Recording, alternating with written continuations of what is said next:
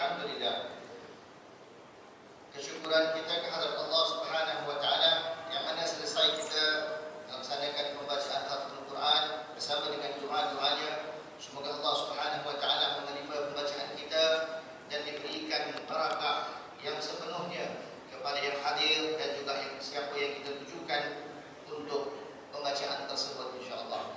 Alhamdulillah, satu kehormatan yang sangat besar sama-sama dapat kita hadir, dan saya sebagai salah seorang daripada pensyarah pada hari ini untuk haul yang sama-sama kita berkumpul, merasakan sangat besar hati untuk menyampaikan beberapa kalimat yang mana dapat kita pegang sebagai sesuatu oleh-oleh, ya, ataupun sesuatu yang dapat kita bawa pulang di dalam majlis ini, sesuatu ilmu, sesuatu keberkahan yang sama-sama dapat kita amalkan untuk kebersamaan kita seterusnya di dalam sisa kehidupan kita akhir-akhir ini, insya-Allah. Hadirin hadirat yang dirahmati Allah Subhanahu wa taala, sebenarnya kehadiran kita bersama pada pagi hari ini untuk mencari keberkahan, untuk mendekatkan diri kita kepada Allah Subhanahu wa taala, menerusi pembacaan Al-Quran, dan sama-sama kita memperingati seorang pejuang Islam, iaitu Habib Muhammad bin Ahmad As-Segaf. Jasa para pendahulu di tempatan kita ini telah banyak dapat menyebabkan kita untuk rasakan keselesaan yang ada di Singapura ini.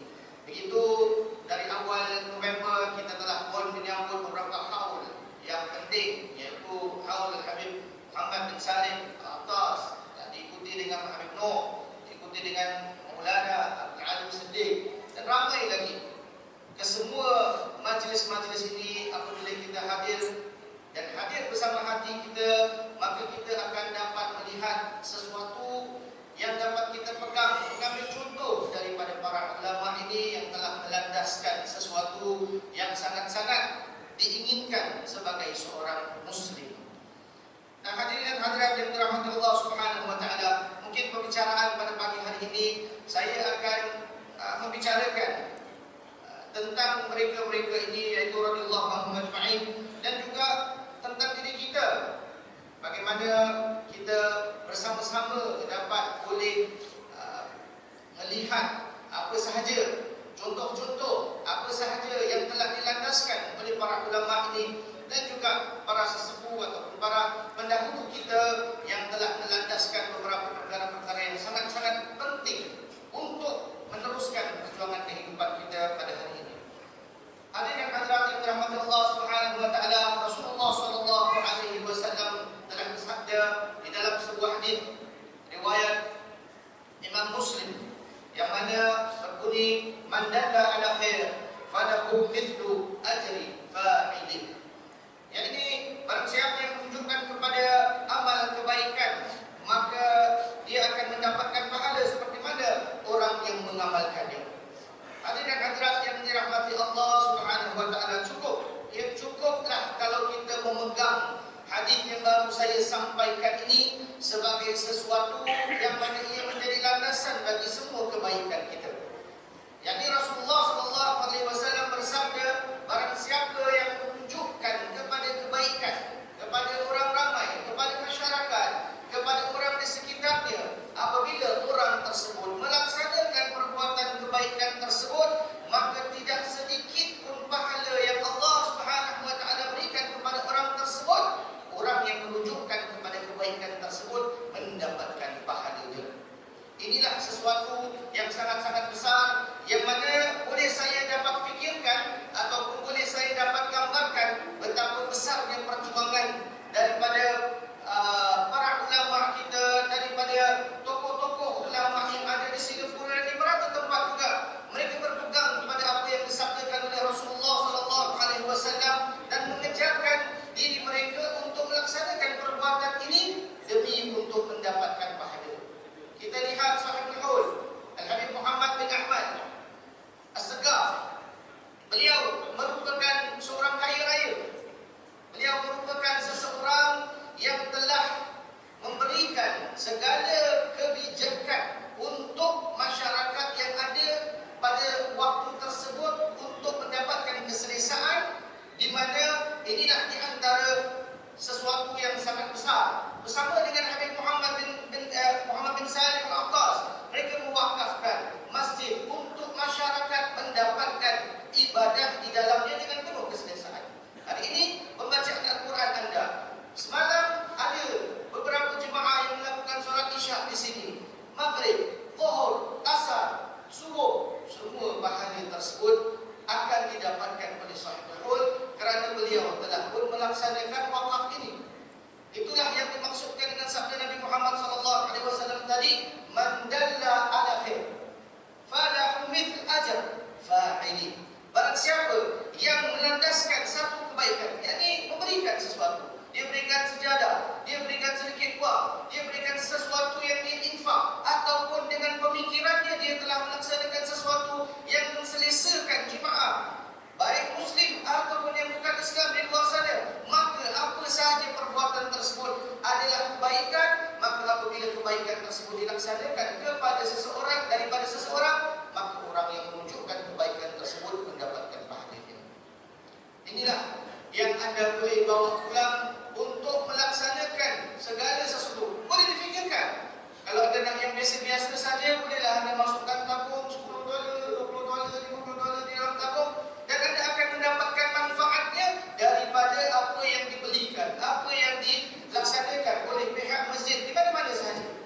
Maka anda akan masuk di dalam ruangan pahala yang orang tersebut melaksanakan. Makanya inilah sesuatu ataupun yang dapat kita laksanakan di dalam kehidupan kita untuk mendapatkan saham yang mana kita akan memerlukannya di perjuangan yang seterusnya, yaitu perjalanan alam barzakh dan seterusnya juga alam-alam yang dimaksudkan daripada perjalanan kehidupan kita ini.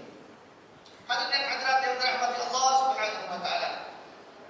Hadis tersebut merupakan sebuah hadis yang boleh kita sandarkan, kita pegang sebagai sesuatu yang menyemangatkan diri kita untuk melaksanakan segala amal perbuatan yang dikatakan kebaikan yang membuahkan pahala. Hatta kalau seseorang itu membeli air, yang mana air tersebut merupakan air mineral yang diberikan kepada para jemaah yang dapat minum, yang seseorang itu pada waktu tersebut haus, dan dengan air tersebut menjadikan ia seseorang yang lebih selesa dalam pada dia melakukan ibadah, anda mendapatkan pahala daripada perbuatan anda tersebut. Nah, inilah yang dimaksudkan daripada seseorang yang dapat menggunakan apa yang ada di dalam penyampaian Rasulullah SAW untuk kebaikan dirinya sendiri. Pada kesempatan dan waktu ini kita lihat kepada sahibul qaul Habib Muhammad bin Ahmad As-Saqqaf. Beliau adalah seseorang yang telah membina dan menumbuhkan Madrasah As-Saqqaf Al-Arabiyah. Kemudian beliau juga telah memperkenalkan kampung MFTA. Kemudian beliau juga telah membina rumah anak yatim. Beliau juga telah membina makam Waliullah Al-Habib Nuh bin Muhammad bin Ahmad Al-Habsyi. Masya Allah, perjuangan yang seperti ini di dalam tahun 18-an sampailah sekarang ini dapat kita menikmatinya bersama, dan setiap daripada amalan kita, Masya Allah, kembali kepada sahibul hul. Ini adalah, beliau bukan seorang ulama, beliau bukan seorang yang mengajar kepada ilmu, tetapi setiap seseorang yang masuk di dalam madrasah tersebut, yang mendapatkan ilmu tersebut, beliau juga mendapatkan pahala. Inilah yang saya maksudkan daripada hadis yang telah anda dengarkan, hadis sahih yang mana kita boleh gunakan untuk menyemarakkan semangat kita melaksanakan segala amal kebaikan. Inilah pertanyaan yang saya nak tanyakan kepada diri saya, selalu saya tanyakan kepada diri saya, dan saya menggalakkan anda menanyakan kepada diri anda semuanya. Bagaimanakah kontribusi ataupun bagaimanakah sesuatu yang anda dapat sampaikan kepada masyarakat kita untuk menyemarakkan lagi keadaan ibadah, yang mana apabila orang tersebut melaksanakan ibadah, anda juga akan mendapatkan pahala. Ulama-ulama kita, mereka berpegang kepada prinsip, mereka berpegang kepada tariqah, mereka memegang kepada apa yang diajarkan oleh guru mereka sebelumnya. Kita melihat sesuatu yang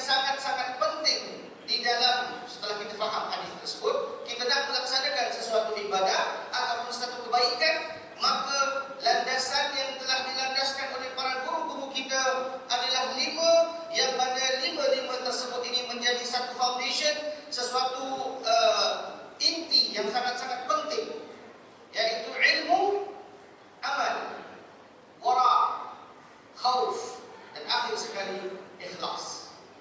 Mereka berpegang kepada 5 prinsip ini, kemudian mereka melaksanakan ibadah mereka.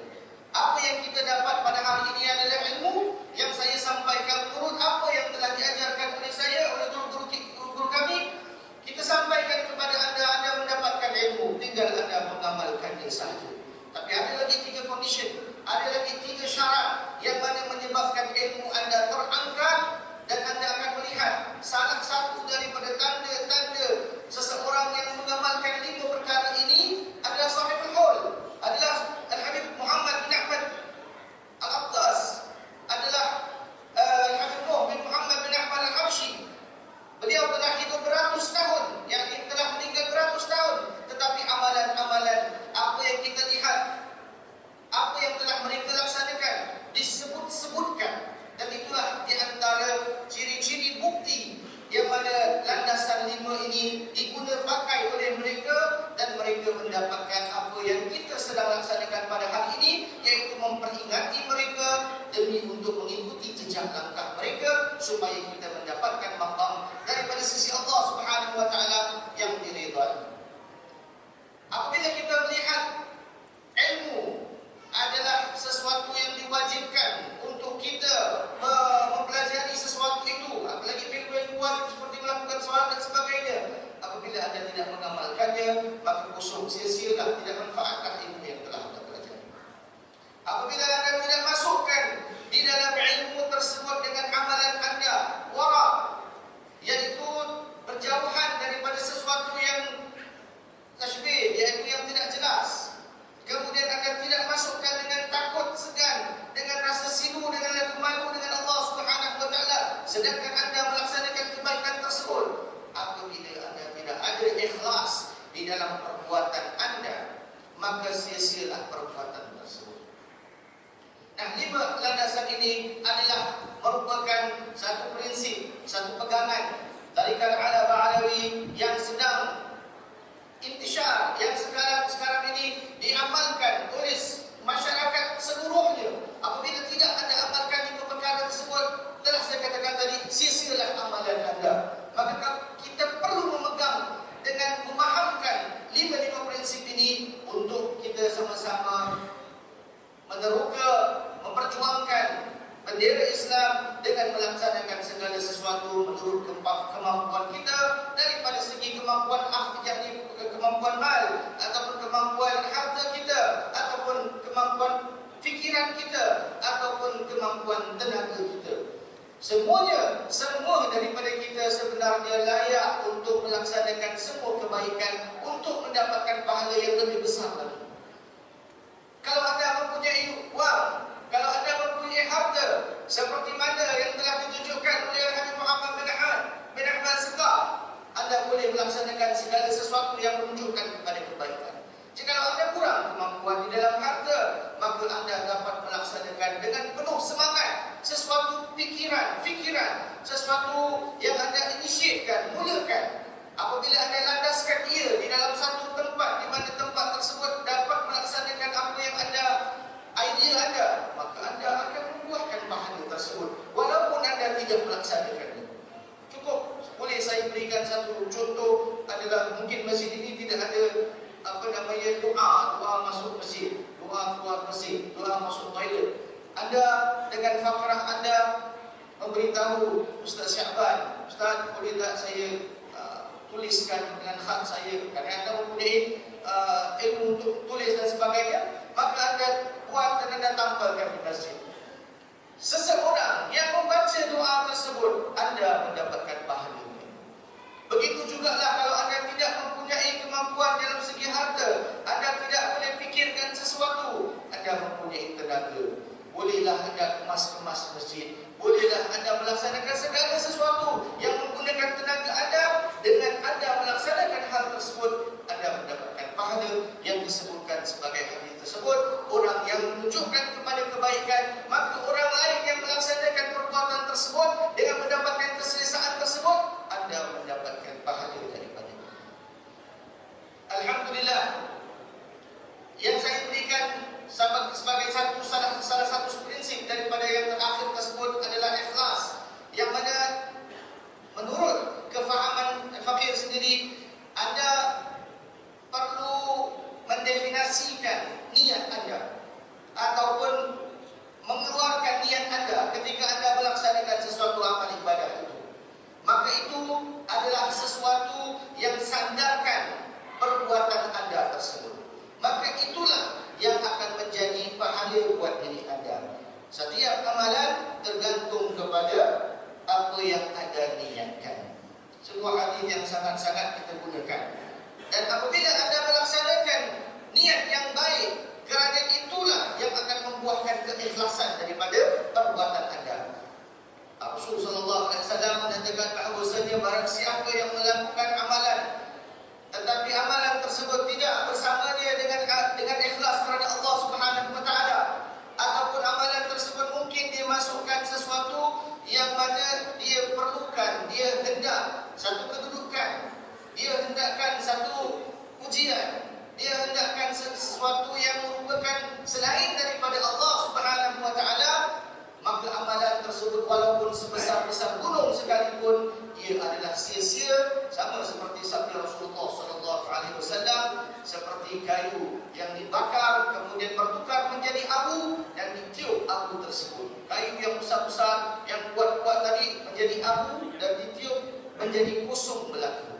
Begitulah amaran yang telah diberikan oleh Rasulullah SAW. Apabila seseorang itu melaksanakan sesuatu amalan yang tidak ikhlas, yang bukan kerana Allah Subhanahu Wa Taala, makanya 5 prinsip daripada pegangan Alawiyah tarikahnya adalah yang terakhir tersebut sesuatu yang sangat-sangat penting sekali, sangat-sangat Anda ingin keluarkan. Makanya setelah kita mempelajari hadis tersebut, kita pegangnya sebagai satu amalan prinsip yang kita pegang. Apabila kita melakukan sedekah, melakukan infak, melakukan segala jenis kebaikan, kita perlu landaskan kerana Allah Subhanahu Wa Taala. Apabila kita tidak melaksanakannya kerana Allah Subhanahu Wa Taala, maka sia-sia amal tersebut walaupun amalan itu sebesar gunung sekali. Mungkin saya boleh akhiri kalimat saya ini dengan sebuah nasihat yang saya dengarkan sendiri daripada guru saya, Al-Mu'addib Al-Habib Hasan bin Abdullah bin Umar Al-Syatri, di dalam sebuah roha, di dalam sebuah kuliah yang saya duduk bersama beliau dan penduduk-penduduk tadi. Apabila beliau menyampaikan cerita ini, para hadirin yang ada di situ semuanya terdiam. Dan ada di antara mereka yang mengeluarkan air mata dengan pelan-pelan sekali. Beliau menyatakan di dalam ceramah beliau, kemudian beliau berhenti sebentar. Beliau mengatakan bahawasanya berapa ramai, katanya, berapa ramai orang di dalam dunia ini tidak dikenali. Tak tahu orang ni. Orang ni dianggap sebagai orang biasa saja. Berjalan di muka bumi ini, orang pun Assalamualaikum, Waalaikumsalam, begitu saja. Orang biasa. Malah mungkin ada orang yang tak tahu pun dia hadir, tak tahu pun dia ada di sekeliling kita. Tetapi orang ini adalah orang yang sama di mana Allah Subhanahu Wa Taala mencintainya dan memuliakannya. Dan orang ini adalah orang yang sangat-sangat dicintai oleh Allah Subhanahu Wa Taala sehingga dia dianggap sebagai seseorang yang sangat spesial.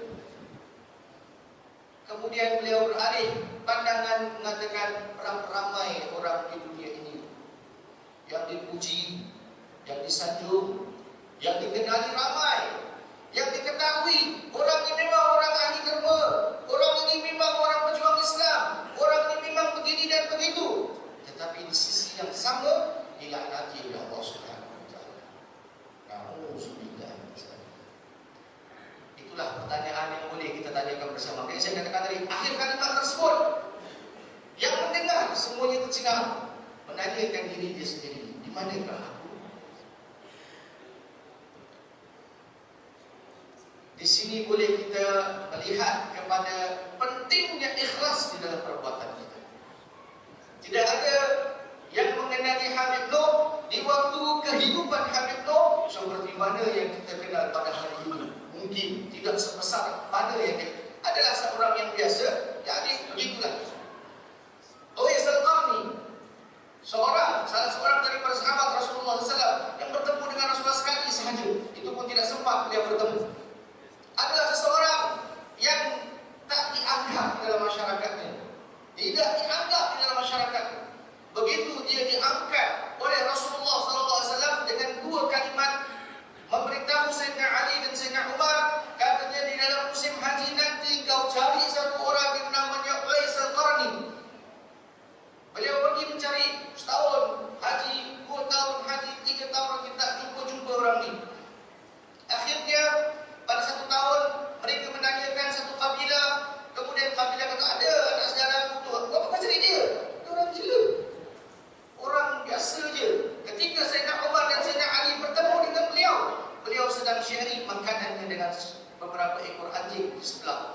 sampah. Tapi Rasulullah kata, kau jumpa orang ni, kau mintakan dia doa supaya engkau diampunkan dosanya. Sahabat Rasulullah suruh sahabat cari orang ni supaya minta doa dengan orang ni supaya diampunkan dosa. Dan orang ni siapa? Tak dikenali, biasa saja. Orang yang makan bersama dengan anjing, ketika dia lihat di situ sahabat datang di situ, beliau bercakap-cakap dengan anjing tersebut, ini hak kau yang telah Allah berikan rezeki kau, ini hak aku. Makan. Nah, begitulah dia. Ikhlas adalah sesuatu yang sangat penting yang dapat kita sama-sama resap untuk jadikan prinsip kehidupan kita bersama dengan ilmu yang telah disampaikan oleh para guru kita, yang mana kita dapat sempat untuk mendengarkan beberapa hadis yang kita sampaikan supaya dapat ia menjadi satu pegangan kehidupan kita, agar sama-sama kita meneroka kehidupan ini mendapatkan keberkahan dan rahmat daripada Allah Subhanahu wa taala.